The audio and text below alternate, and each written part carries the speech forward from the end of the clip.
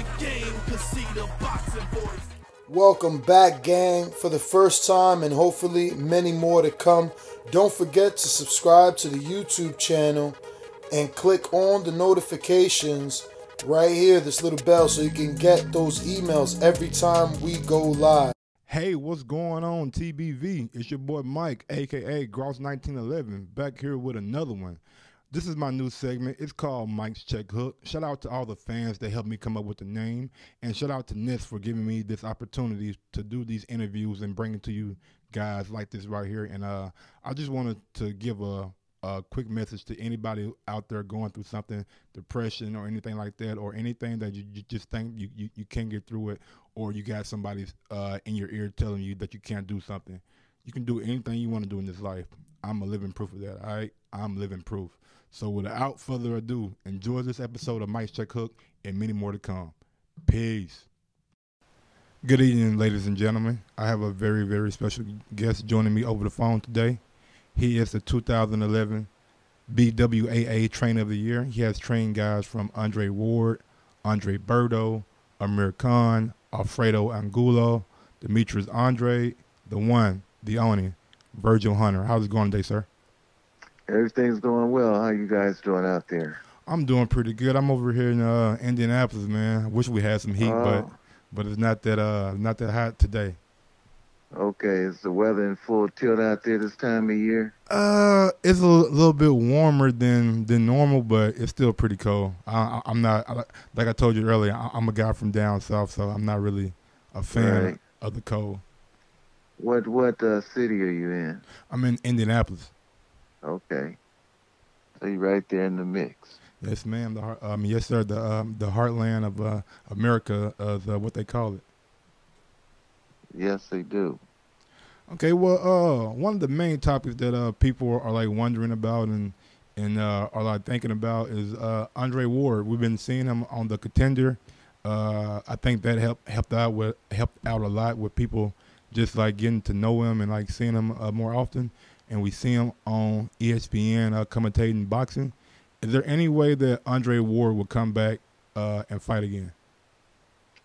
I don't see it in his future. His mind is pretty well made up and settled. I mean, he gets the itch every now and then. That's understandable. But I think the way his career was planned out and to get in, to make a good living, to set yourself up for the rest of your life and then get out, not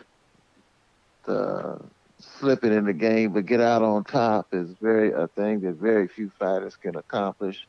And he did it, and he has a lot of other avenues available to him to keep him around the sport, but keep him out of the ring. As a trainer, when do you know when a fighter's had enough, or it's time for a fighter to hang him up? Well, I think when they start second guessing the career or lose the desire, and I felt that, he left he was just getting into a groove off the second Kovalev fight. I felt that if he'd have kept going, that he would have showed some great fights, but you can never be in his head like he's in his own head.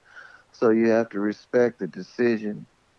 But first thing, it would be the desire to train. That's what the hardest part of the game is the day in and day out grind. And when you lose the desire for that, that's the beginning of the end right there. Was there ever a fight that Mr. Ward wanted that he didn't get? Well, he wanted the Golovkin fight. We didn't get that. That would be the one that would stand out in my mind the most, the Golovkin fight. Isn't it odd now that Golovkin is being rumored to be fighting Callum Smith, a 168 champion? Yeah. Eventually it comes down to that. This loss that he had sort of put him in a real tight spot. Either he continues to face killers or he handpicks his opponents. from here on out. But Callum Smith is a dangerous fight for him. I don't see him taking that fight. I don't know who he'll fight next, but I definitely don't see him taking that fight. Do you see him accepting the WBC mandatory of Jamal Charlo, the final eliminator for Canelo? Well, going on what his brain trust says, I don't see them taking that fight unless that fight is forced. But his Loeffler and Sanchez has made it obvious that he won't be taking that fight. They've consistently put Charlo down as a marketable opponent, or that he didn't put himself in a position to deserve that fight, which I think is ludicrous. And it's quite clear that they don't want that fight because it's right there. Does Canelo take that fight if the WBC mandates a Charlo for him, or does he vacate the belt? I don't really see him taking the fight, but his decision to take the fight would be much more open than Golovkin taking it. So we'll see. I don't think Canelo. I think that's the least resistant path that's out there. And continue to market the best he can without putting himself in. You're breaking up a little bit, sir. I can barely hear you.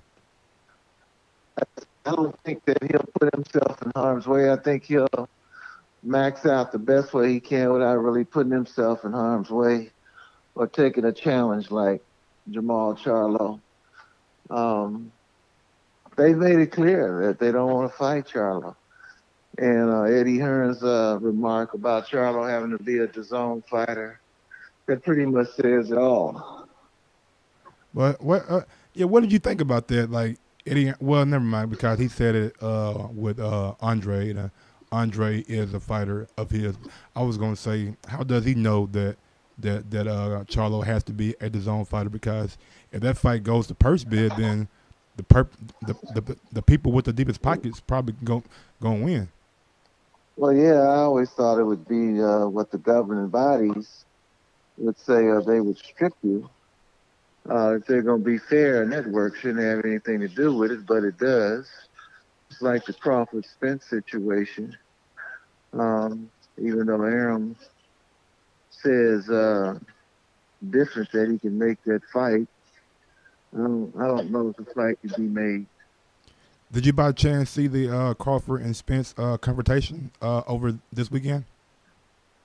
I did see a little bit of it. It wasn't that much footage, but I did see him going back and forth. I think it's healthy for the game. It if it is going to be a fight, it brings them closer to that date happening. And I know Spence is a very hungry, determined fighter.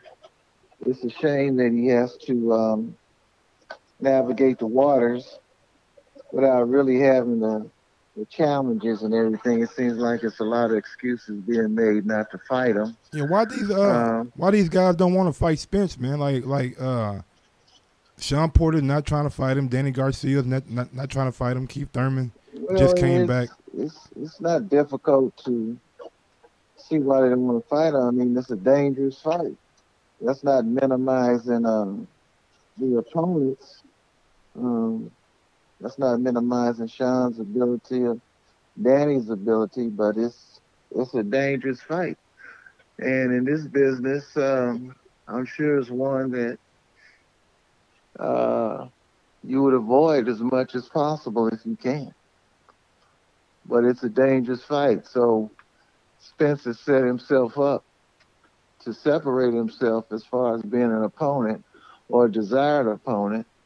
He's seems to be like the fighter that everybody wants to stay away from.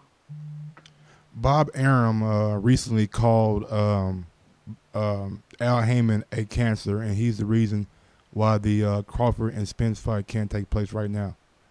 What's your thoughts on his use of words, and do you think that Heyman is a cancer to the sport? Well, I think it's an unfair comment being that they worked together once before. And I think that you judge uh, anyone who's in charge of a stable by the contentment of the clients.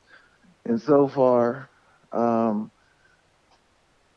you don't see any fighters defecting. You don't see any fighters uh, going in another direction. They stick and stay loyal to Al. So, I mean, only he knows why he made the comment or what he's trying to project to the boxing world or the boxing public.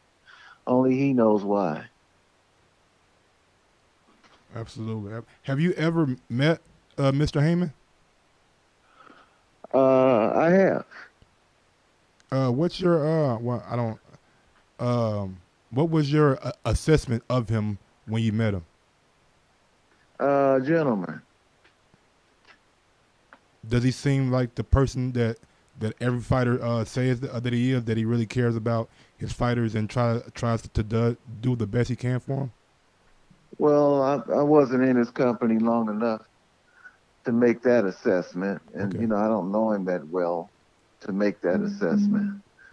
The meeting was just the introduction was just formal. Okay, absolutely. I want to take it back to the division that Andre Ward just left, the 175 division. Did you by happen chance see Kovalev lose to Alvarez? I did.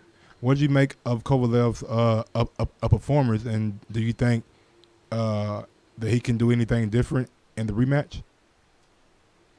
Yeah, he can stay away and get out of the way of that right hand. He was doing well until he got caught with those punches.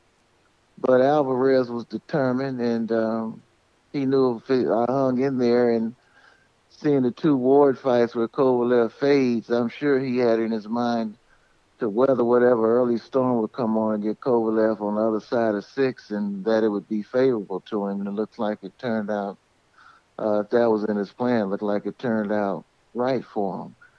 But this rematch is going to be difficult for Kovalev because he has somebody who's not afraid of him, somebody who's not going to bow down. So it ought to be a great fight. Psychologically, how does a fighter come back after being knocked out when they know the fighter that they're going to fight is the person that just knocked them out? Well, I'm sure it's in the back of his mind that he has to be careful in this fight. So I'm sure with the trainer change with Buddy McGirt, and if he listens to Buddy and follows Buddy's instructions, I'm sure we'll see a different fighter. Maybe not as aggressive, but more calculating, and try to box his way to a victory as opposed to going for the knockout unless it's there. So, again, that's a fight that's going to be very interesting, being the fact that Kovalev took the rematch right after the loss. He didn't take a fight in between. So he had that option, and he bypassed that option. So I'm sure he's ready to work on the mistakes that he made in the fight. He has a habit of dropping his left hand after he jabs. So I'm sure that Buddy McGirt has identified that issue and is going to work on shoring it up. But after all this time, after his whole career, can you teach? I mean, I don't want to say dog, but just the phrase that people know. Can you teach an old dog new tricks? Well, it depends on what the dog's mindset is. If he's open to correction, I'm sure that you can make the correction. And with the right drills and the right focus, sure, that part of his game, being wide open for the right hand like that, I'm sure that he could correct that. But Mr. Hunter, as a trainer, when fighters tend to get in trouble, they tend to revert back to what they know and what their instincts are. That's very true. That's very true. Again, it's the mindset. This time he might hold on or he might not. When he got knocked down the first time, he walked right back into the heat of battle. He didn't realize I lost this round. The only way I can win the round is to knock him down or knock him down twice and knock him out. So I'm going to go defensive and not let him land another punch until I clear my head. So he doesn't have to revert back to that. He just has to think and remove the machoism that I'm going to walk right back into the heat and let the same thing repeat itself. You have to make those adjustments and realize in that moment I've lost this round. So why am I trying to go back in and win it? I need to get back to the corner, rejuvenate myself, and start from there. Absolutely. Yeah, we definitely going to see what his mindset is come the rematch. Another light heavyweight fight that I want to talk about is Adonis Stevenson versus Alexander Govchek. Have you ever seen Govchek fight? I haven't seen much of him. I've heard that he's a decent fighter and that this should be a pretty decent matchup. I think Stevenson is favored. I haven't seen much of Govchek, but he's another Eastern European fighter, so I'm sure that he'll try to rise to the occasion. And yeah, I'm not in the business of like sugarcoating or like none of that. I've seen Govchek last fight. It was against a guy that was coming up from 168, Mahidi Amar, mm-hmm. and the guy went 12 rounds with him. And the way the ESPN analysts were talking about Govchek, you would have thought that the guy had power in both hands, and I just wasn't that impressed by his last performance. So I do believe Stevenson might end up stopping him. Well, you got to give leeway in certain fights. At times, every fight can't be perfect or live up to the standards of the expectations. It could have been off night for him, or it could be who he really is. And this fight should let us know who he really is. This is a big moment to try to win the title. He's in against a real dangerous opponent that can put his lights out. So I'm sure he's going to be at his best. Absolutely, absolutely. Another fight that's been rumored is Marcus Brown versus Badou Jack. Mm-hmm. What's your thoughts on that fight if it gets made? Brown has had some issues lately that could affect his game. It's hard to separate the two when you have issues hanging over your head and things like that. He definitely has the skill and the talent. He hasn't been in a situation like he's going to be in with Badou, where maturity is going to have to play a big role and focus is going to have to play a big role.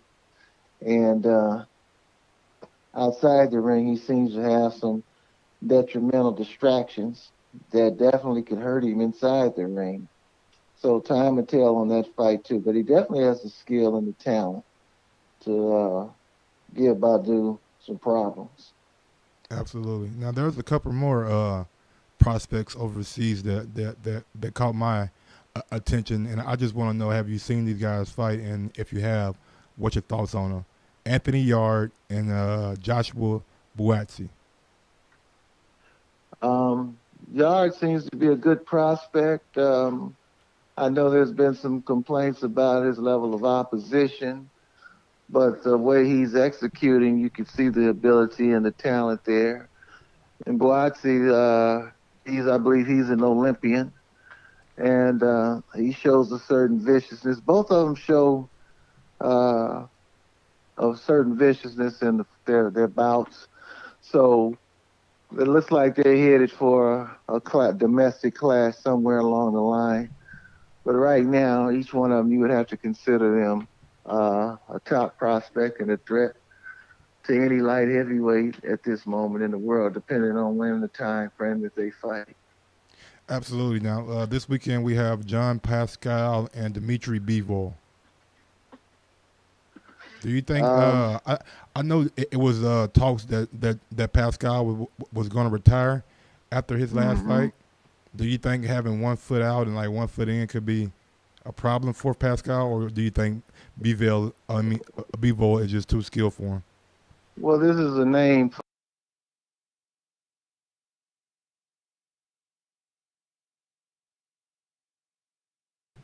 getting the touches, the opposition that he's getting, and the accolades along with it. He hasn't really been in where he's going to be tested. Shalemba was a good fight, but he gave him trouble. But Bivol is an excellent fighter, technique-wise, ability-wise. I think Pascal's best days are behind him.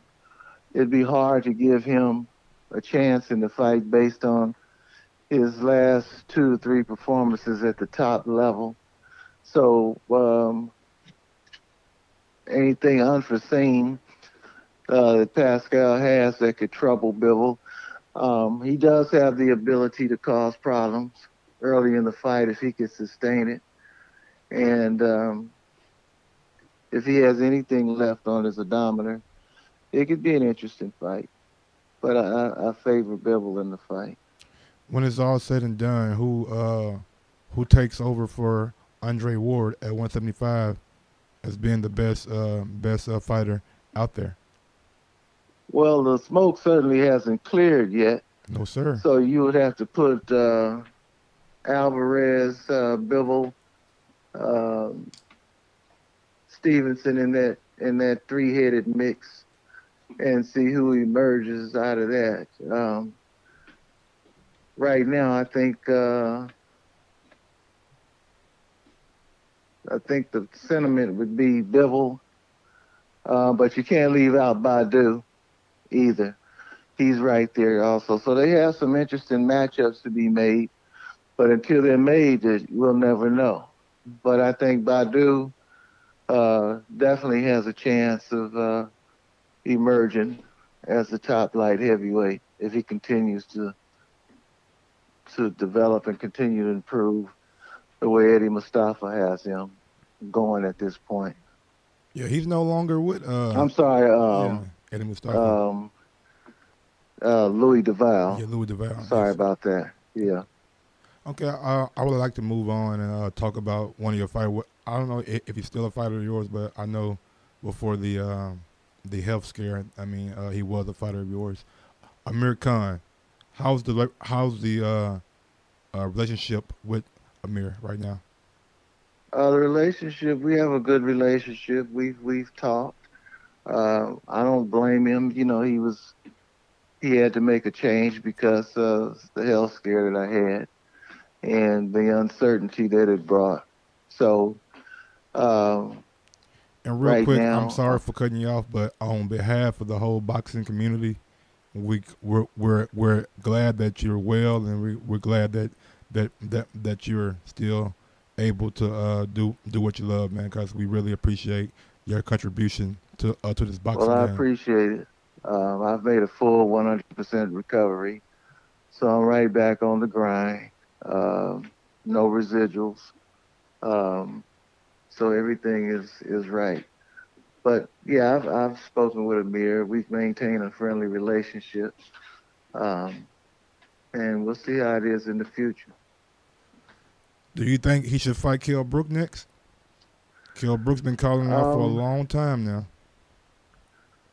That's a fight that domestic-wise is in demand. It's a very high-profile fight. I don't think that Amir is shying away from the fight. I think he just wants the terms to be right and the terms to be more to his liking, which he has a right. He's in a position to. Yeah, he totally deserves it. He's the A side. Yeah, he's in a position to make these certain demands. And if the fact is, does Brook want the fight? It's pretty clear what he has to subject himself to get the fight. So if he wants the fight, it's right there. I don't think it's outlandish to have a rehydration clause. The Canelos and everybody else, they do this all the time. So if you can't make it, 10 pounds is a lot of weight to gain in between a fight. You're fully hydrated. You might not think so. But when you're used to packing on a lot of extra weight and stuff like that, you might feel like you're going to be at a disadvantage. But it's not going to have anything to do with how you perform the next night. It's what you do in training camp and how the training camp is managed that makes the difference. How big of an issue do you think weight cutting is in boxing? Well, some fighters, they take it kind of far, and they have to be responsible for their health. They know how they feel. I know if you're cutting a lot of weight and you're cutting below the zone that you should cut below, if you still have a couple of weeks of sparring and stuff like that left, it could be draining on you. And it can have an effect on you doing it fight in and fight out. So every fighter has to know their right and proper weight that's going to bring them the best health benefits in a bout. Absolutely. I want to start to talk about cruiserweight that's moving up to heavyweight. Alexander Usyk. He's coming off a big win over Tony Bellew. Do you think I know his skill set probably will translate, but do you think that he has enough power to keep these big guys off of him in heavyweight division? Well, I think the question is, as he moves up in weight, will he bring power with him? The one thing is he has the frame and the size with the right training program. He might not bring concussive power, but he can bring respectable power. I mean, Bellew takes a pretty good punch, and he hurt Bellew. But accuracy and the punch landing in the right spot can definitely do damage. So I think accuracy with a respectable amount of pop he can get any heavyweight's attention. It depends on how he brings the weight up and the conditioning program that he has along with the weight gain. And if he stays at a comfortable weight and doesn't try to overdo it and put unnecessary mass on, he, with his boxing ability, and if he doesn't put on the weight that's going to fatigue him, carrying it around, he has the boxing ability to make a heavyweight fight interesting. A Joshua, a Wilder, or a Fury, that remains to be seen. But reports from Johnny Nelson with the Klitschko sparring session seems to say that Usyk would be able to deal with some of the top heavyweights. December 1st, we got Wilder and Fury going down. How do you see that fight going? Hey, what's going on, boxing world? It's your boy Mike here from The Boxing Voice. Just want to put the word out. If you travel over to ThaBoxingvoice.com and check out our affiliate sponsors, you can click on the Showtime link. It is giving out a 7-day free trial. Or you can go to Amazon and you just do like your regular shopping, but you just use our link and they will give us a little kickback. Also, we have Audible, Own It, Fast Break Bail Bonds, El Camino Electrical Services, which is like a charger port for your car. And we have the History Channel, Stream Now, Women of History. If you want to check that out, just go over to our page. Also, we have one of my personal favorites, Blue Apron. It is a delivery service like the grocery store, but you don't have to go to the grocery store. They have fresh ingredients. They have good ingredients. They have great food and simple recipes. So if you want to check it out, go over to our page and you want some good eating, please, please, please go over and check out Blue Apron. They do a terrific job. Thank you for your time and thank you for your support of The Boxing Voice.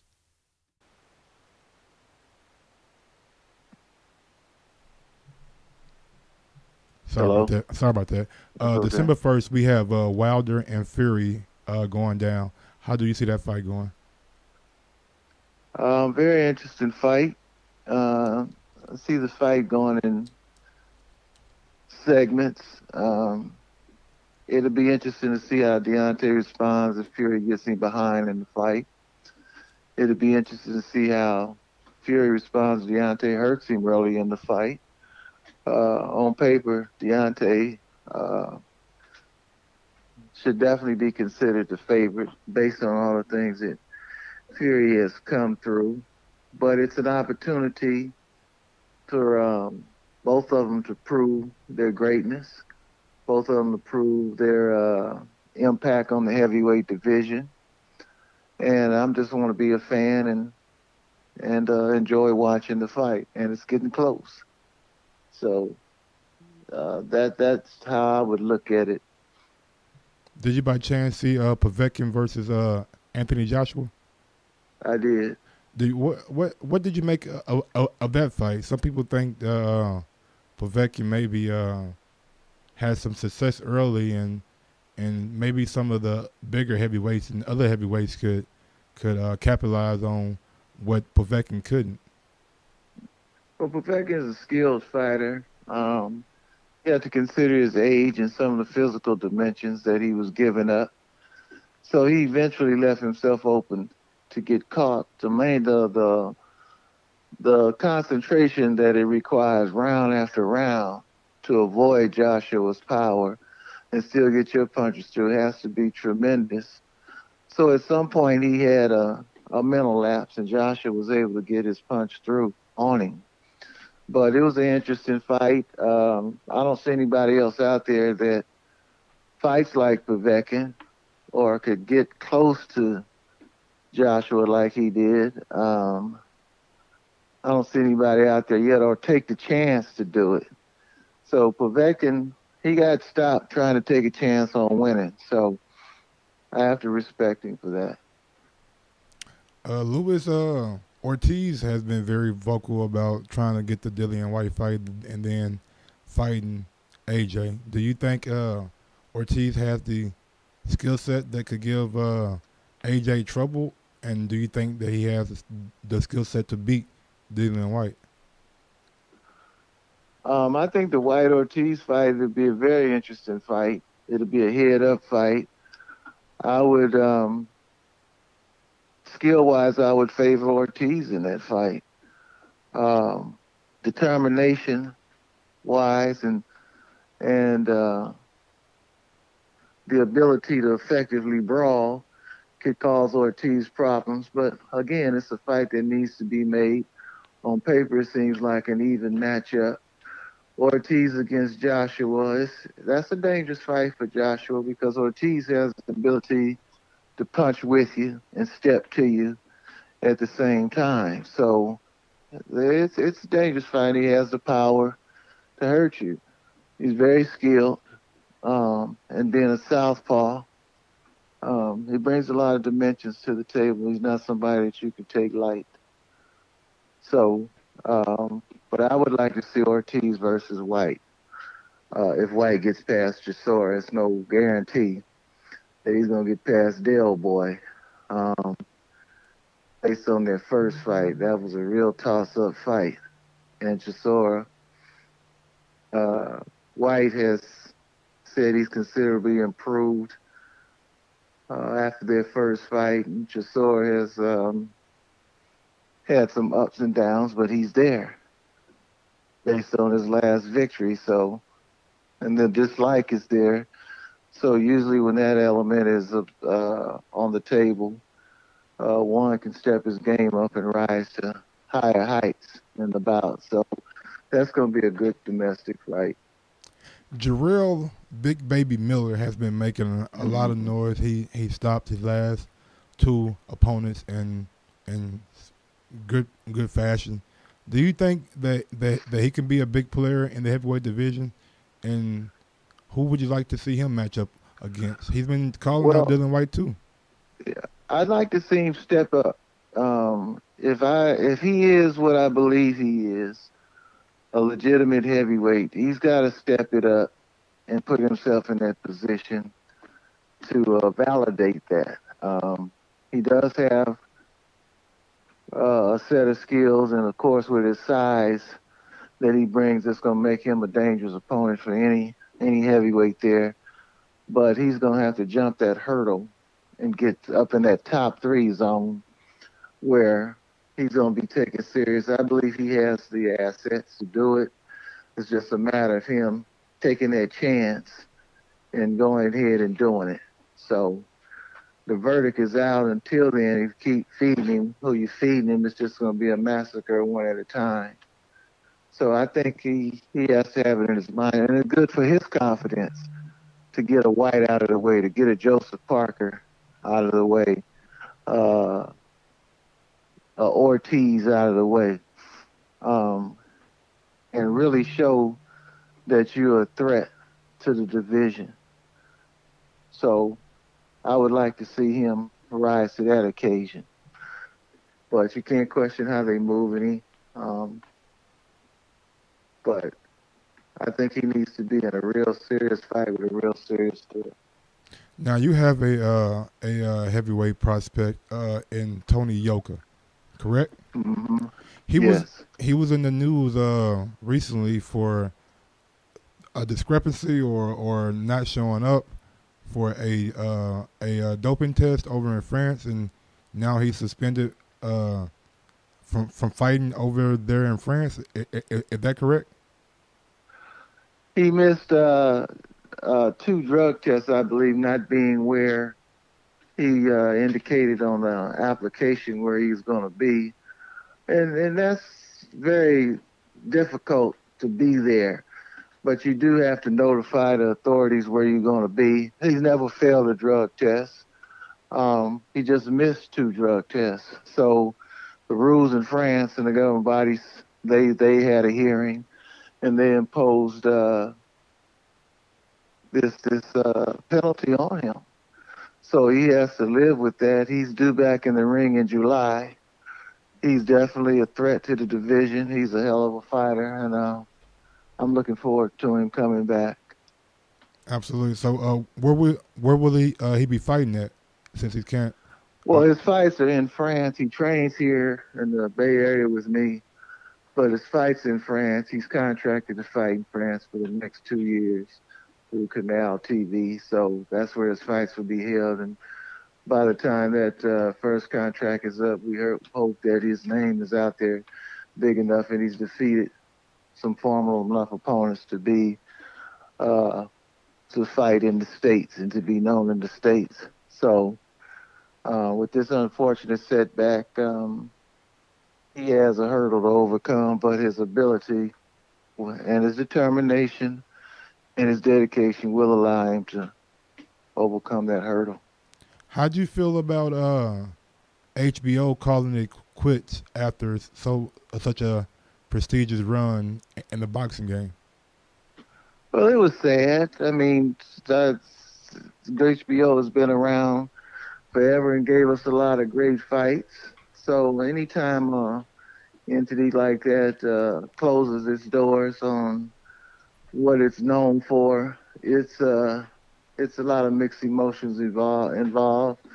Hopefully they can establish a budget or get a new sense of direction and game plan to start doing fights again and not be out of the picture too long.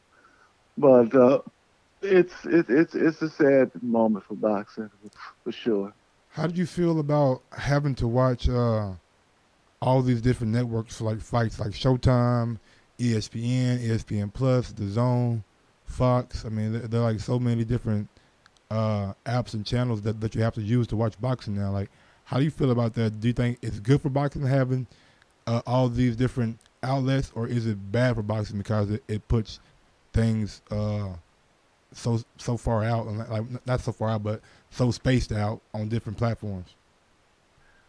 Well, it's good for the fighters. And that's the most important thing that you want to consider. The opportunity for the fighters to put themselves out there and have a platform to do it. And with the additional networks, this opens up the door for additional exposure that if you only had 2 to 3 networks that top guys would have to really, really clamor for, and could set them back a couple of years before their time. Although the lack of network coverage antes up the competition, because when you do get your shot, you don't want to blow it.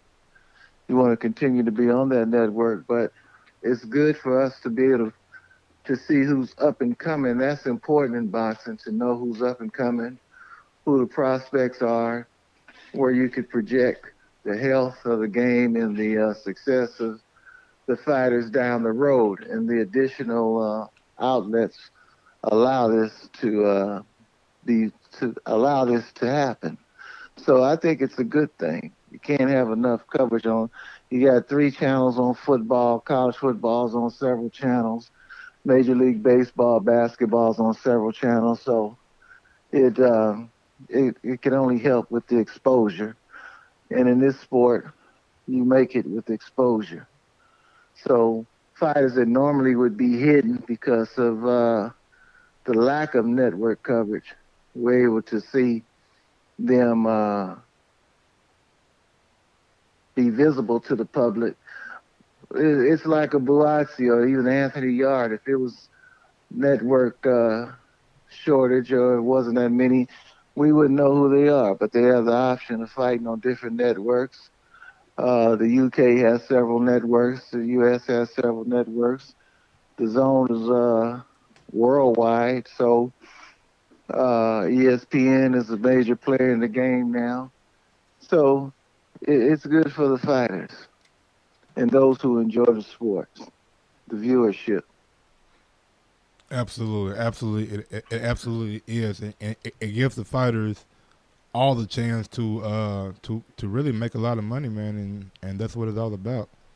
But that's what it's all about, to be compensated for such a difficult and demanding and dangerous sport.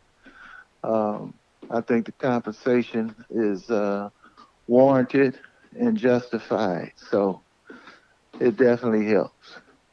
do you think that promoters, or well, mainly promoters, should have some kind of like a pension or something like set up for fighters for them after they retire, sort of like the football and basketball leagues do? Once you put in so much time with a certain promoter or even network, then you should have a pension because you're essentially working for them, right? Well, I think with the additional networks, more than at any time in the sport, it's an opportunity to bring that to the forefront. But fighters being sole proprietors, just like in any other workforce, they have an opportunity and they make enough money to set their own pension plan. There's a lot of people in the world who have to do it anyway who are not in the fight business.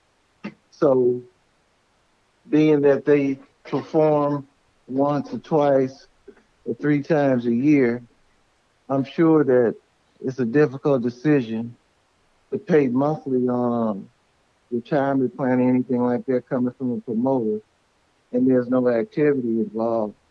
So the way the system is set up, the fighter's wise with his money, and he invests his money, and he makes enough money, he has a successful career, he should be able to set up a decent pension plan for himself as a sole proprietor. What's next for Andre Berto besides his baby girl that he's going to have? And congratulations to him. That was an awesome gender reveal that him and his wife did. Well, I think right now he's going to enjoy the birth of his daughter and being a father for the first time. He and I talked about it.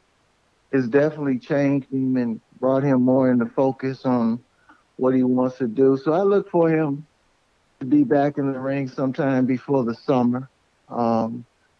He's 35 now, so fighting once or twice a year is satisfactory for him. And he's still a name in the business, and he still has the ability to give anybody at the top a good fight or even a victory. So I like where he is now mentally and physically. He fought a great fight against Devin, showed his determination, and showed his ability and his and his plans for his future and his child.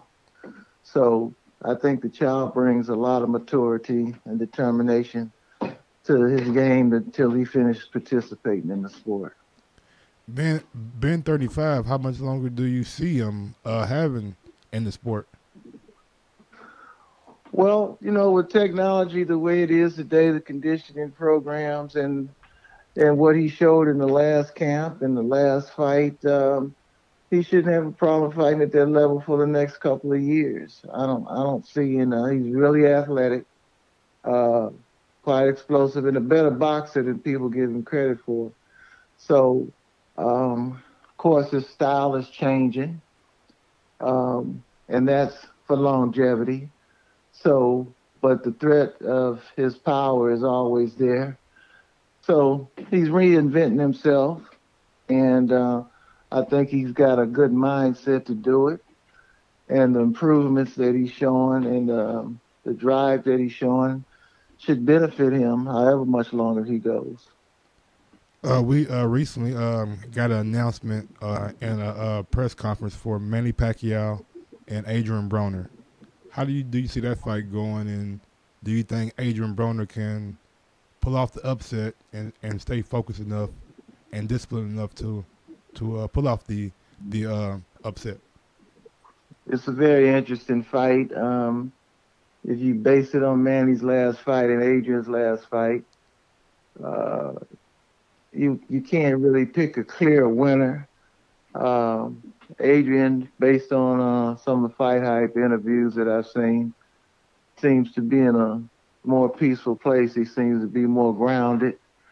And I think that's all we could ask of him, to show his true ability to take the sport much more serious. Kevin is bringing that attitude to him of seriousness, of dedication and everything. So the ability is there. So I look for a good fight, and wouldn't be surprised to see Adrian's hand raised January 19th. Mikey Garcia has been calling out Errol Spence, and he finally got what he asked for. March in Dallas, Texas. Is there any way Mikey Garcia can pull off this monumental upset? Well, all I could do is give him the benefit of the doubt that he sees something that inspired him to demand the fight and go after the fight and take the fight. If you look at it on paper, you see no way.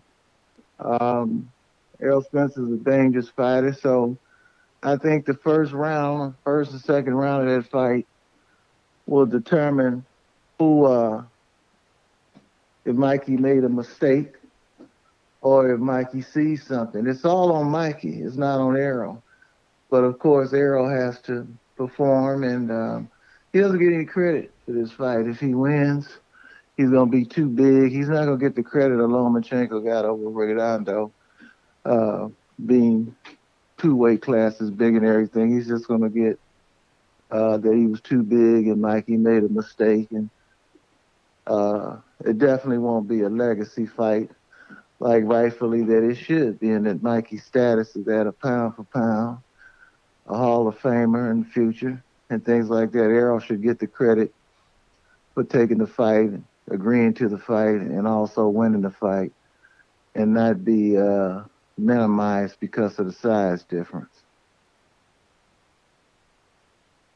I understand where you're coming from, but do you? I mean, I'm of the mindset that Errol Spence is one of the best fighters in the world right now, and in his weight class, and probably pound for pound. And with that being said, the saying always is, a good big man can beat a great little man. In this case, you got a great big man versus a great little man. That's true. And again, like I said, Errol should be the favorite. No way that he shouldn't be. Again, Mikey would have to show something that I don't see, but maybe only he sees, to be competitive in this fight and come out victorious like he said that he would. It seems to be some hesitancy in the corner. That might not be good if things get tough and rough for him. in the fight. How will the corner react? Because they didn't want him to take the fight, but they're in agreement with him and supporting him, which is a great thing. But there are going to be moments in the fight that some decisions are going to have to be made. I haven't seen, as great as Mikey is, I haven't seen a fight that he's displayed yet that would beat an Errol Spence. I would have to agree with you on that. Do you think Mikey's corner are going to be proactive with how they see the fight? Like say throwing it in the towel, you know what I'm saying, or telling the referee that no, we don't want to go back out for that round. Well, you're talking about his dad and his brother being in the corner, so that's I'm what I'm sure saying. That's why I said proactive and not reactive. Right. I'm sure it's going to be some emotions involved in the fight, particularly if things aren't going his way and it appears that he could get hurt. But Robert Garcia has expressed many times about his desire of fighters going out on their shields. He just put down Matisse not too long ago about giving up and quitting in a fight. So it would be interesting to see that if it's bad for Mikey, the decisions that it would be made. But I'm sure they'll make the right decisions. Me putting myself in their position, I wouldn't want to see my son or brother get hurt when I know that the deck is physically stacked against him, and he's taking a lot of punishment. I have to think about the rest of his career. He gave it a go. I commend him for stepping it up and taking it up if it comes to that. So I wouldn't blame them on making a decision that would save Mikey from any potential permanent damage, a permanent setback. Absolutely, absolutely. All right, Virgil, Mr. Hunter, before I let you go, I got 3 questions for you that they have absolutely nothing to do with boxing. Is that okay if I ask you? Sure. All right, the first question is, the first thing I do in the morning when I wake up is?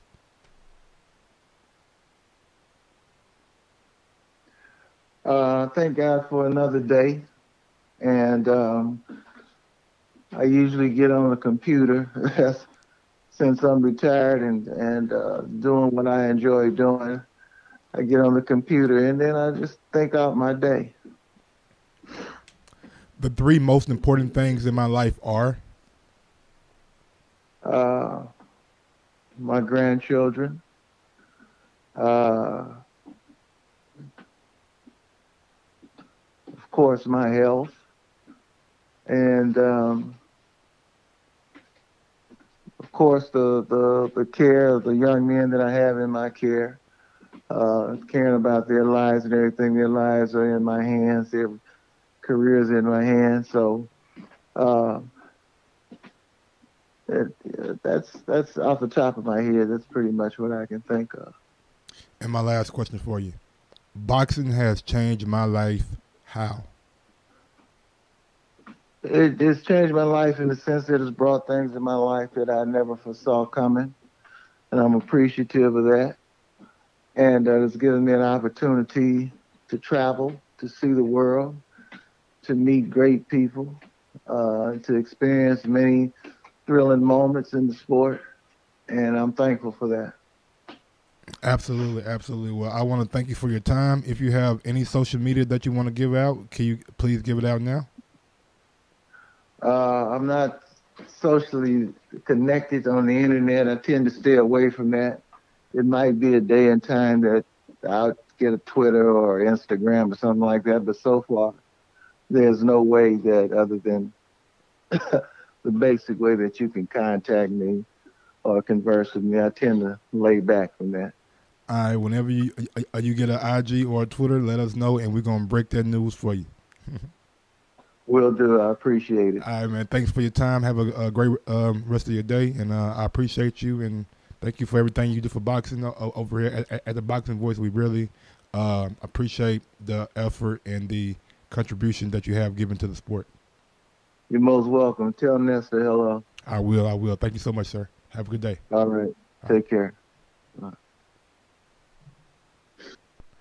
There you have it, ladies and gentlemen. Another episode of Mike's Check Hook with the one, the only, Virgil Hunter. If you like that, smash the thumbs up button.